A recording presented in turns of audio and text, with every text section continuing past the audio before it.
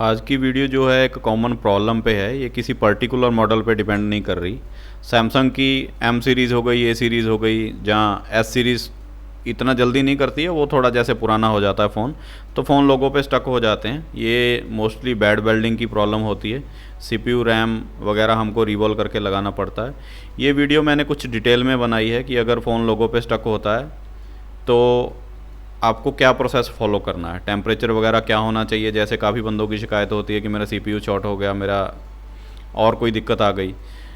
तो ये वाली वीडियो में पूरी आपको डिटेल दी गई है, टेम्परेचर कितना यूज़ करना है, एयर फ्लो वगैरह कितना होना चाहिए। अच्छा, नोज़ल का साइज़ मैं मेंशन करना वहाँ भूल गया। नोज़ल का साइज़ का सीधा हिसाब ये रहता है कि जिस साइज़ का आपका आईसी है मोस्टली वही साइज़ का आपका नोज़ल का साइज़ होना चाहिए। अगर आप आईसी थोड़ा बड़ा रहे, आपकी नोज़ल साइज़ छोटी है, तो फिर आपको हाथ की एक्टिविटी थोड़ी ज़्यादा रखनी पड़ेगी। अगर बड़े साइज़ का नोज़ल है, बड़े साइज़ का आईसी है, मतलब सेम साइज़ है, सेम नोज़ल है, तो फिर हैंड की एक्टिविटी थोड़ी कम भी रखोगे आप तो कोई दिक्कत नहीं आएगी। तो चलिए वीडियो शुरू करते हैं।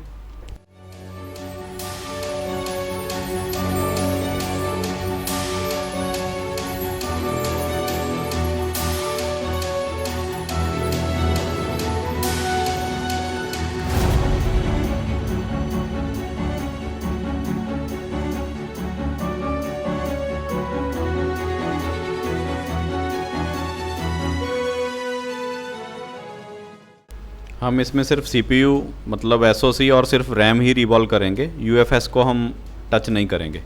तो शील्ड निकालते समय मेरा 861 DW पे टेम्परेचर है, 280 सी, और एयर फ्लो लगभग 50, 60, 70 आप अपने हिसाब से रख सकते हो। 861 DW जो कि एक शूटर टाइप मॉडल है, तो इसका थोड़ा टेम्परेचर ज़्यादा होता है। यही अगर मैं शील्ड निकालने के लिए क्विक 2008 का यूज़ करता तो फिर मुझे लगभग 300-320 सी के करीब जाना पड़ता। 280 पे 2008 में शील्ड निकालने के लिए काफ़ी ज़्यादा टाइम लग जाएगा। साइड की ग्लू कटिंग के लिए अगर आप क्विक 2008 यूज़ कर रहे हो तो आपको ये टेम्परेचर तो आप इसके लिए सेम रख सकते हो दोनों के लिए, क्विक 861 के लिए और 2008 के लिए। साइड ग्लू कटिंग आप 250-280 पे कर सकते हो, कोई दिक्कत नहीं है। थोड़ा साइड व्यू देख के अपना पहले ही मार्किंग कर लेनी है जहाँ पे आपको स्क्रैपर डालना है।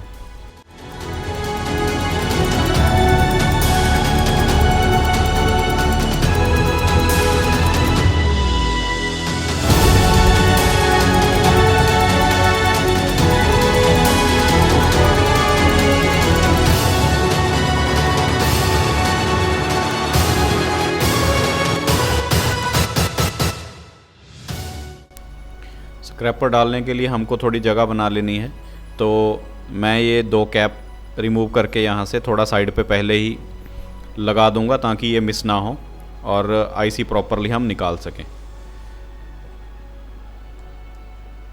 कैप निकालने के लिए तकरीबन आप 350 के करीब टेम्परेचर यूज़ कर सकते हो।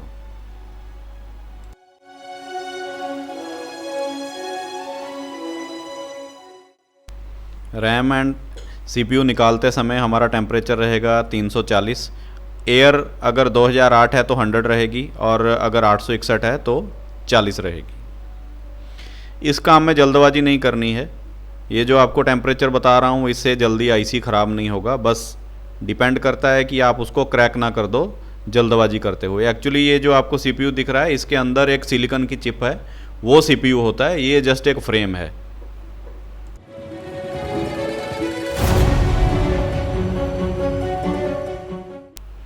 फ्लक्स ज़रूर लगाना है जब भी आपको आयरन का यूज़ करना है। फ्लक्स के बिना आयरन यूज़ करोगे तो पैड भी ख़राब हो सकते हैं और आपका यूवी ग्लू निकल जाएगा, तो फिर जॉइंट जुड़ने लगेंगे एक दूसरे से, सोल्डर फिल होने लगेगी। तो ध्यान रखें, फ्लक्स ज़रूर लगा हो जब भी आपने आयरन चलाना है। पीसीबी पे जब हम आयरन यूज़ करेंगे तो हमारा टेम्परेचर 350-360 तक हो सकता है, 365 तक, 70 तक भी जा सकते हैं। और आईसी पे जब हम आयरन यूज़ करेंगे तो हमारा टेम्परेचर रहेगा 315, 320 या 325।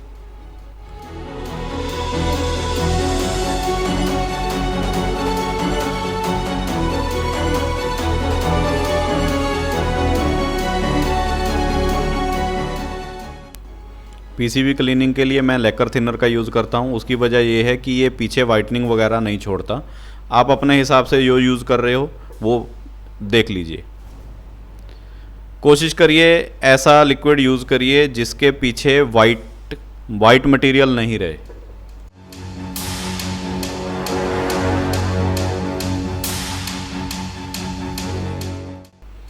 ब्लेड से वाइट इपॉक्सी क्लीन कर लेंगे जो थोड़ी बहुत रह रही हो।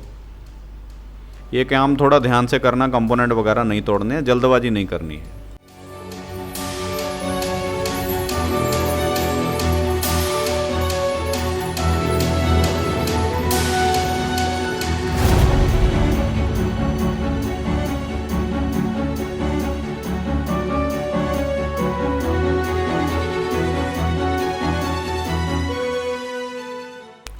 सोल्डरिंग करते टाइम जितनी आप ज़्यादा क्लीनिंग रख सकते हो वो बहुत ज़्यादा बेटर है, उससे आपको अच्छा रिजल्ट मिलेगा।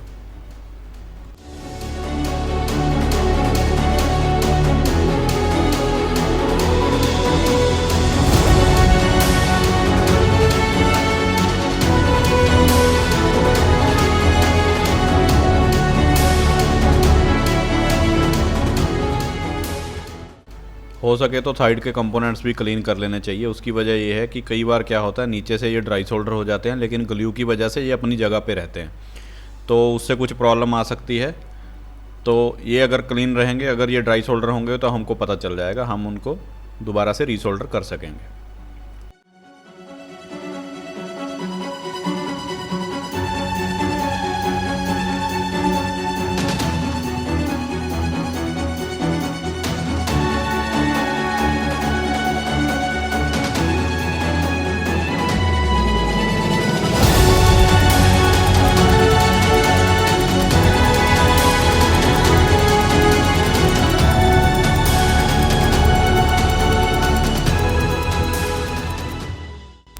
थोड़ा फ्लक्स लगा के डी सोल्डर विक की मदद से हम जो ट्रैक्स हैं उनको फ्लैट कर लेंगे, मतलब सोल्डर जो है वहाँ से रिमूव कर देंगे।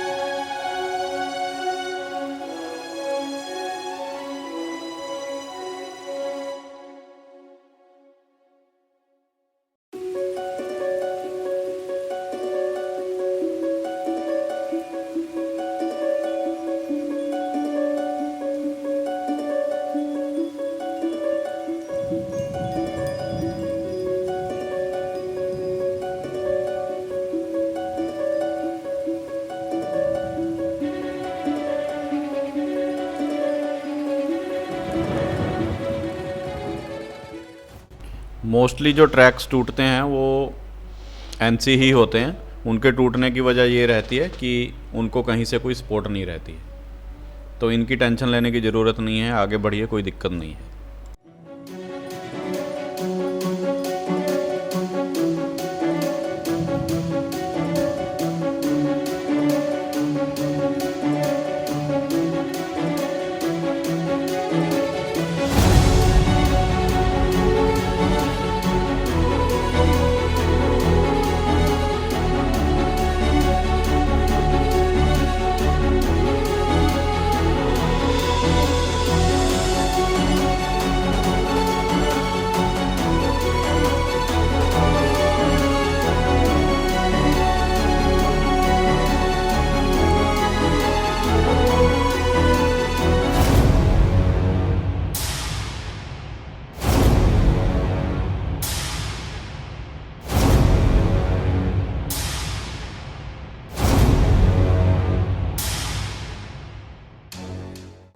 किसी भी आईसी पे काम करते हुए टेम्परेचर ज़्यादा नहीं रखना है। हमारा आयरन का टेम्परेचर होना चाहिए 320 के करीब। अगर आप सूगॉन या फिर जेवीसी वगैरह यूज़ कर रहे हो जो कि जितना टेम्परेचर शो करते हैं उतना ही उनकी टिप पे रहता है। अगर कोई सस्ता आयरन यूज़ कर रहे हो तो फिर हो सकता है सर आपको ये बढ़ाना पड़े, तो आप 5-5 पॉइंट करके बढ़ा के देख सकते हो। इसको ज़्यादा इकट्ठा नहीं बढ़ाना चाहिए।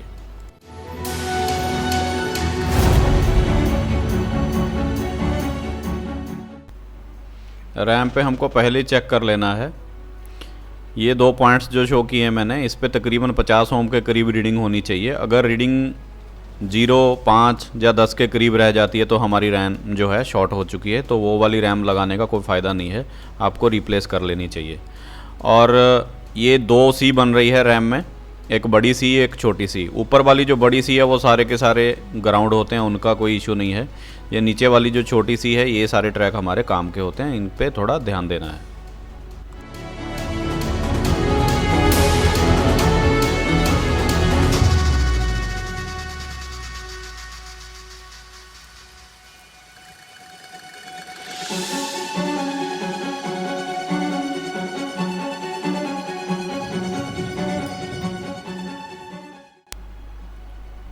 साइड पे भी जो ग्लू वगैरह लगी है वो क्लीन कर लेनी है। पहले रैम वाला जो साइड है उधर थोड़ा फ्लक्स लगा के, थोड़ी पीपीडी लगा के हम ये होल्स वगैरह कुछ क्लियर कर लेंगे।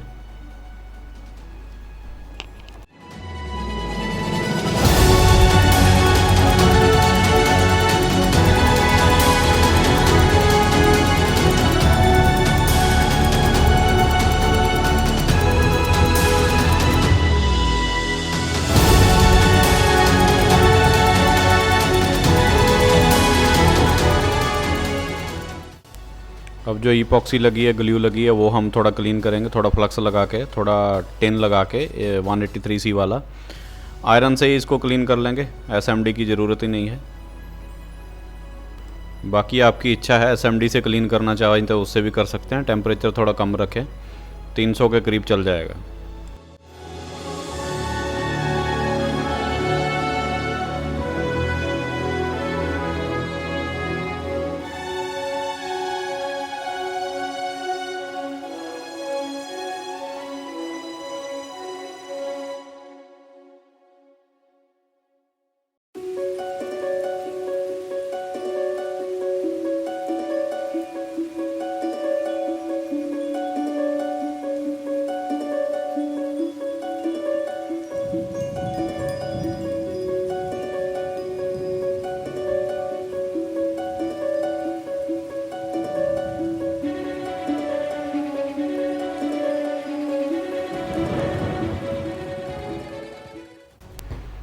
सीपीयू रिवॉल्व करने से पहले हमको सीपीयू का रैम वाला साइड जो है ईपॉक्सी क्लीन करना है, और ये वाली बॉल्स हमको बनानी है पहले। अच्छा, इसमें ये सेक्शन में बहुत ज़्यादा दिक्कत आती है सबको। कुछ बंदे बॉल्स नहीं बना पाते हैं, कुछ बंदे बॉल्स जोड़ लेते हैं एक दूसरे से। सीन ये है कि सर जी आपको ओनली ट्रांसपेरेंट जो वाइट ग्लू है सिर्फ वो रिमूव करनी है। ये ब्लैक वाला जो मटेरियल है थोड़ा सीमेंट टाइप, ये आपको ख़राब नहीं करना है। जो होल्स हैं ये आपको ख़राब नहीं करने हैं।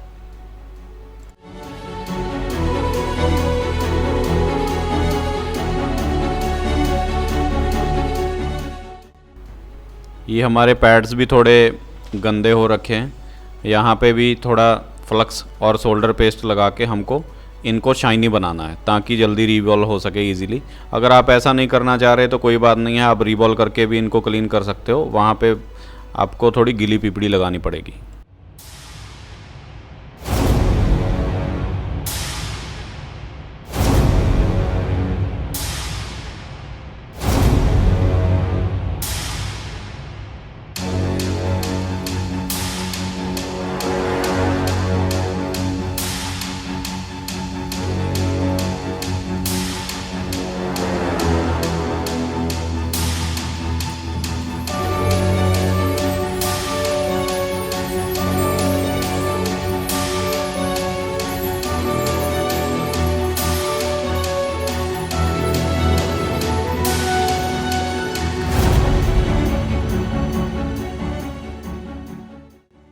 ये वाली साइड हमारी मोस्टली ओके हो चुकी है। अब हम रैम वाला जो साइड है वहाँ पे अच्छे से ग्लू क्लीन करके उसके बाद फिलिंग करके इसको रिवॉल्व कर लेंगे।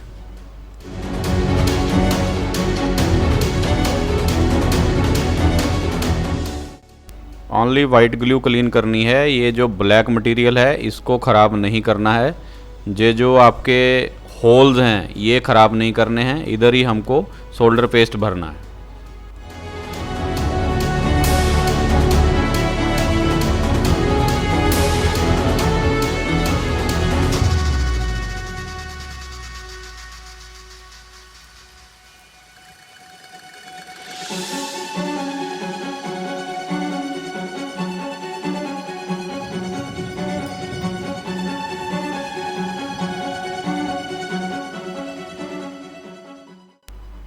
ब्लेड से या स्क्रैपर से जितना क्लीन हो सकता है कर लीजिए। उसके बाद ब्रश से 5-10 मिनट जितना भी आपको टाइम लगे पूरा अच्छे से इसको क्लीन करना है, ताकि किसी होल में ये वाइट ग्लू ना बचे।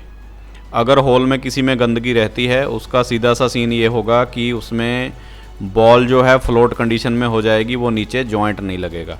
अगर आपको कहीं लगता है कि कोई बॉल नीचे नहीं जुड़ी हुई है, उसका मतलब ये है कि नीचे एक होल में गंदगी है, तो उसको आपको क्लीन करना पड़ेगा।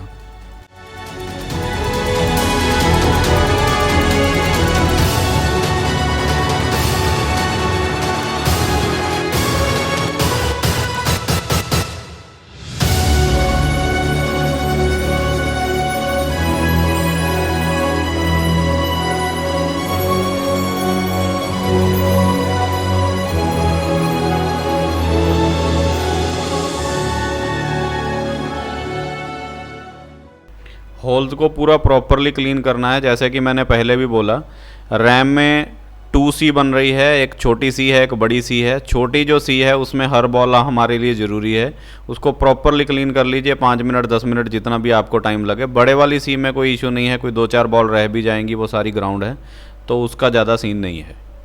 अच्छे से क्लीन कर लीजिए इसको, तभी इसमें सोल्डर पेस्ट फिल करिए, नहीं तो कोई फ़ायदा नहीं है।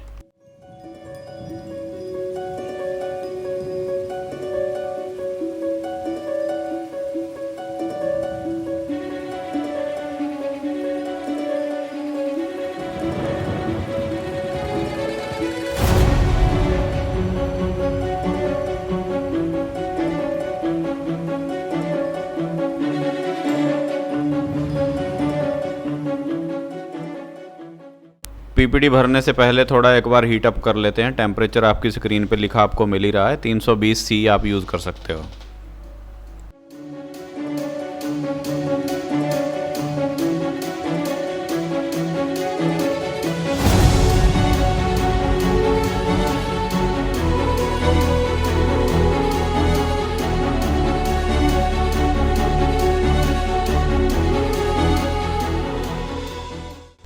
पीपीडी आप थोड़ी ड्राई करना चाहो तो ड्राई भी कर सकते हो, अगर गीली हैंडल कर सकते हो तो गीली लगा लीजिए, कोई दिक्कत नहीं है, जैसे कि आपको ठीक लगे।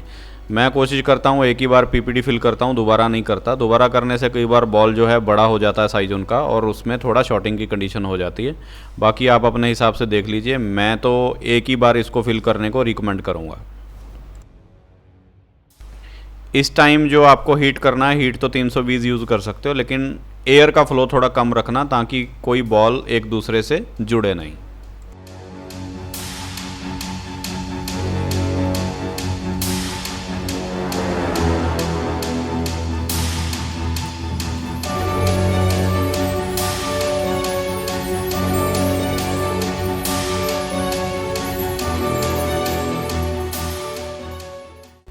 कन्फर्म कर लीजिए हर बॉल नीचे जुड़ी हुई है, कोई फ्लोटिंग कंडीशन में तो नहीं है। हमारी बॉल सारी ओके हैं। अगर कोई फ्लोटिंग कंडीशन में होती तो हमको पहले उसको क्लीन करके जहाँ जो भी है उसको दोबारा से बनाना पड़ता, जब तक वो नीचे नहीं जुड़ती हम आगे नहीं चल सकते थे। चलिए हमारा आईसी क्लियर है, तो हम सीपीयू वाली साइड जो मेन साइड है उसको रिवॉल्व कर लेते हैं।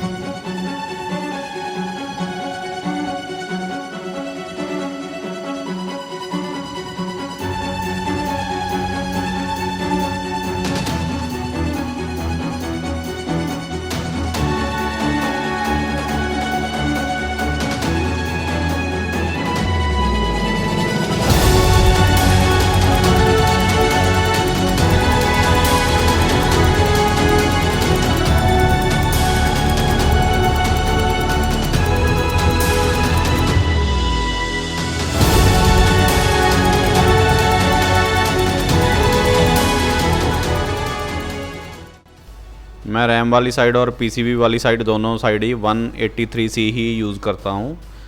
आपकी इच्छा हो तो रैम में आप 138 वाली पीपीडी भी लगा सकते हो, लेकिन वो ज़्यादा मुझे बेटर नहीं लगती है, आपकी चॉइस है। मैं 183 ही यूज़ करता हूँ, यही ज़्यादा बढ़िया लगती है।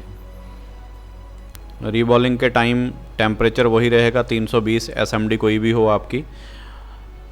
एयर फ्लो थोड़ा कम रखना 30-40।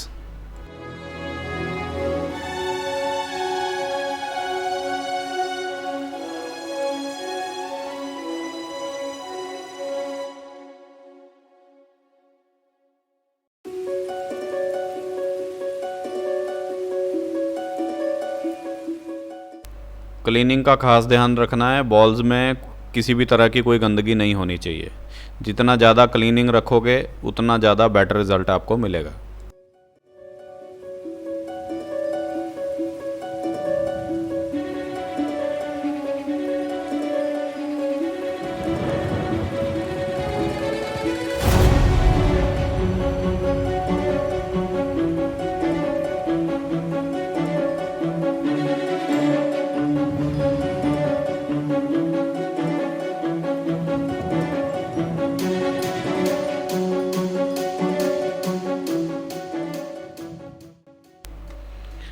रैम का भी सेम ही सीन है, वही 183C वाला टिन मतलब पीपीडी और 320 टेम्परेचर, एयर फ्लो वही 30, 35 या 40।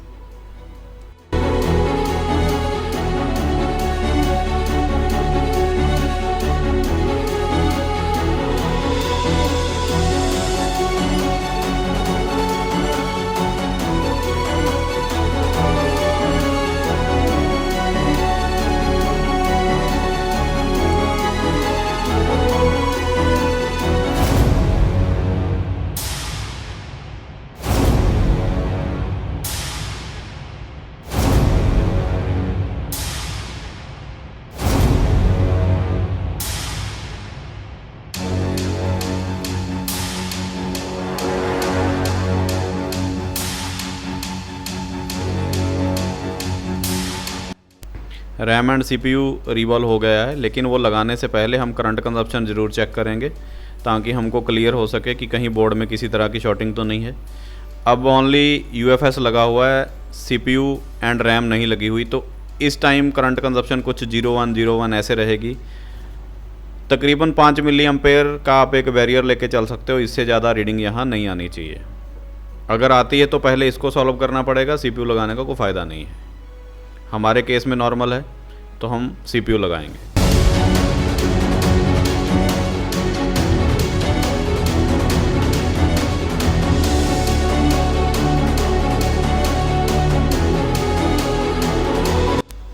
आईसी लगाने से पहले कंफर्म कर लेना है पीसीबी एंड आईसी वाली साइड पूरी क्लीन होनी चाहिए, कोई भी गंदगी नहीं होनी चाहिए। थोड़ा फ्लक्स लगाएंगे और आईसी को अलाइन करेंगे।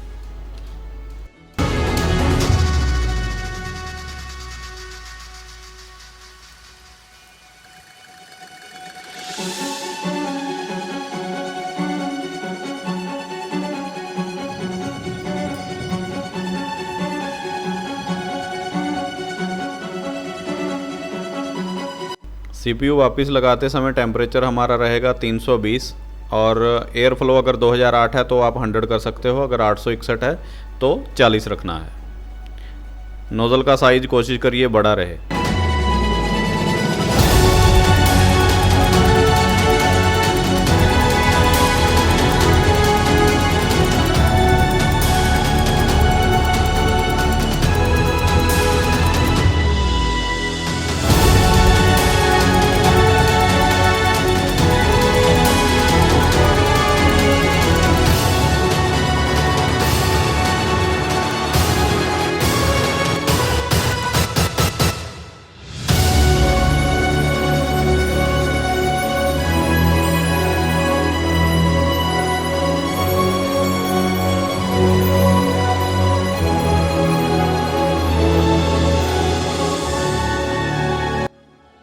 सीपीयू हमारा अपनी जगह बैठ चुका है, तो अब हमने जो कंपोनेंट्स पहले निकाले थे स्क्रैपर डालने के लिए वो भी वापस अपनी जगह पे लगा देंगे।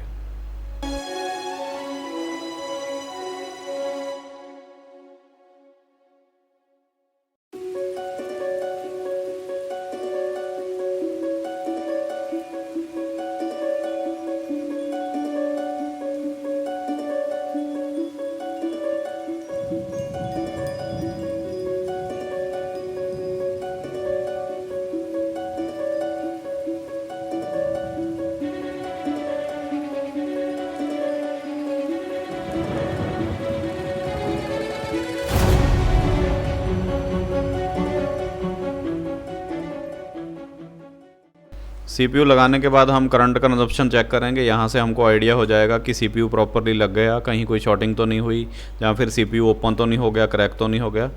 नॉर्मल कंडीशन में आपका फ़ोन तकरीबन 50 मिली एम्पेयर 50 मिली एम्पेयर के करीब जाएगा। अगर आपका सीपीयू क्रैक हो गया या ओपन हो गया तो करंट कंजप्शन आपकी रह जाएगी 10 या 20 मिली एम्पेयर।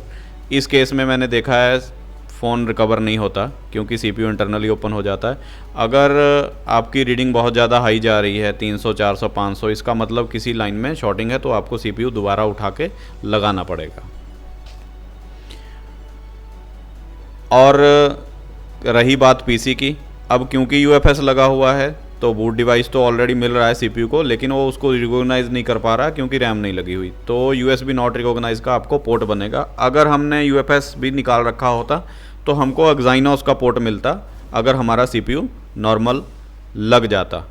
हमारे केस में यूएसबी नॉट रिकॉग्नाइज आया, क्यों? क्योंकि सीपीयू के साथ यूएफएस लगा हुआ है। चलिए, यहाँ तक का हमारा प्रोसीजर ओके है। आगे रैम लगाते हैं। करंट का बूट सीक्वेंस मैं आपको बोल देता हूँ। अगर आपने तीनों आईसी निकाल रखे हैं, रैम, सीपीयू और यूएफएस, तो आपको 0101 आना चाहिए। फिर आप सीपीयू लगाओगे। सीपीयू के बाद करंट कंजप्शन जाना चाहिए कोई 50 के करीब। उसके बाद आपको लगाना है यूएफएस। उस टाइम करंट कंजप्शन जाना चाहिए कोई 120 के करीब। लास्ट में हम रैम लगाएंगे। उसके बाद अगर रैम ओके लगती है, सारे आईसी ओके होते हैं, तो हमारा फ़ोन जो है ऑन हो जाएगा।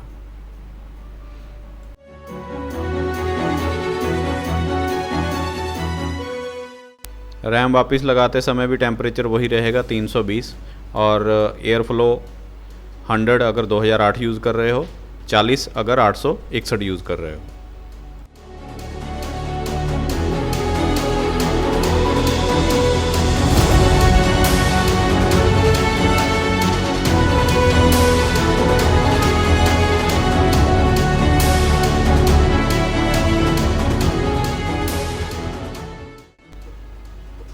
सीपीयू निकालते टाइम हमारे 2 पॉइंट शॉर्ट हो गए थे, इनको क्लियर कर देंगे और फाइनल चेक करेंगे कि क्या हमारा फ़ोन ऑन हुआ या नहीं।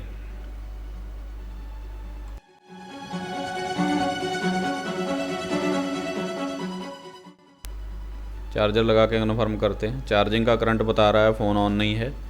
चलिए, कोई बात नहीं है। करंट कंजप्शन चेक करते हैं। डीसी सप्लाई पे करंट कंजप्शन क्या आती है, हमको वहाँ से आइडिया हो जाएगा कि अभी भी क्या प्रॉब्लम फ़ोन में रह रही है।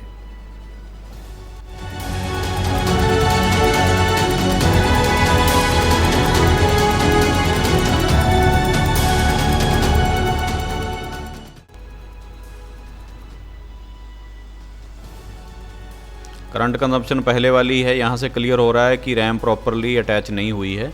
ये कन्फर्म करने के लिए हम पीसी पे भी एक बार चेक कर लेते हैं। अगर रैम अटैच नहीं हुई प्रॉपरली तो फिर से वही पोर्ट बनेगा, यूएसबी नॉट रिकॉग्नाइज। तो इस केस में क्या होता है, ज़्यादा कोई इशू नहीं है। हमको ईपॉप मतलब पैकेज ऑन पैकेज थोड़ा हिला देना है, शेक कर देना है, हमारा ये फॉल्ट क्लियर हो जाएगा।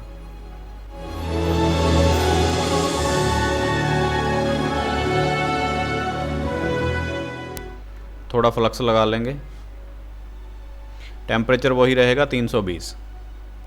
बहुत ज़्यादा शेक नहीं करना है, नहीं तो बॉल शॉर्ट हो जाएगी। थोड़ा सा शेक करना है बस, हमारा उससे काम ओके हो जाएगा। अगर ये शेक करने के बाद भी प्रॉब्लम सेम रहे, यूएसबी नॉट रिकॉग्नाइज आए या फिर फ़ोन ऑन नहीं हो, आपको एक बार पावर आईसी भी रिवॉल्व कर लेना चाहिए। 2-4 केसेस मैंने ऐसे भी सॉल्व किए हैं जिनमें ये फॉल्ट पावर आईसी रिवॉल्व करने से क्लियर हुआ।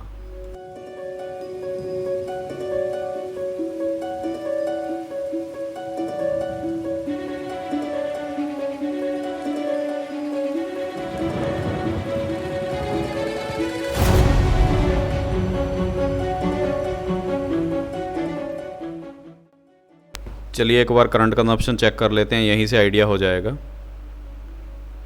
जी, करंट कंजप्शन नॉर्मल है तो फ़ोन हमारा बैक टू लाइफ आ चुका है। चेक कर लेते हैं एक बार। जी, जैसे कि पहले चार्जिंग का साइन शो कर रहा था, अब की बार बैटरी हाँ परसेंटेज भी शो कर गया है, तो हमारा जो फॉल्ट है क्लियर हो गया है। ये वीडियो में मैंने कोशिश करी है सारी डिटेलिंग डाली जाए, टेक्स्ट के रूप में भी और वॉइस के रूप में भी, और क्वालिटी भी मेंटेन रहे।